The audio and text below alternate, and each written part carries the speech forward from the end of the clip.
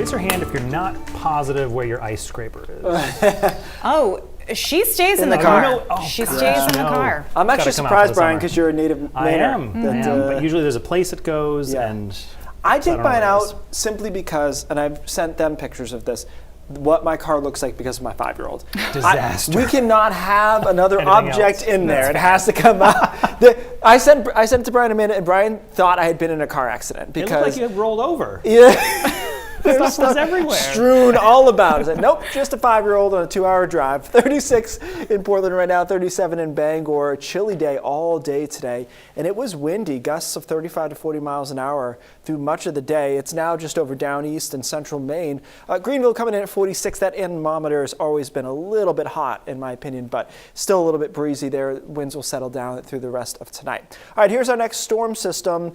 This is not a nor'easter. It is not a major storm or coastal low or any of that. It is just a clipper with a warm front stretching through Toronto. But because this warm front is going to come through at the right time tomorrow morning, we're going to get a burst of snow out of this early tomorrow morning through mid-morning, depending on your location. So first half of tonight, quiet, temperatures in the 30s. We drop down to about 30 to 29, depending on your location.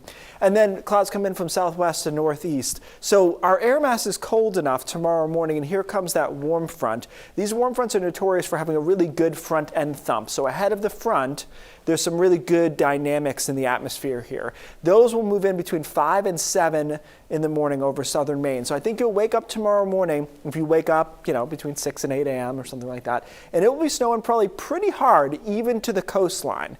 But the accumulation will be more significant inland and into the mountains, especially. Eventually, we change over to sleet pellets over southern Maine through late morning. Still periods of snow into Augusta and Rockland and Waterville, but I think it's lighter stuff as that warm front tends to fizzle a bit as it moves north, especially as it gets into Bangor and into parts of down east Maine. Still snowing right to the coast, though, I think. In the middle of the day here, we've changed over to rain showers over southern Maine, sleet pellets into Augusta, and then this is all out of here by tomorrow, 3, 4 o'clock in most spots, and we're in better shape on Friday. So this snowfall map may seem kind of cute. And somebody asked me, what's the difference between a coating and a dusting, which is it's a fair question.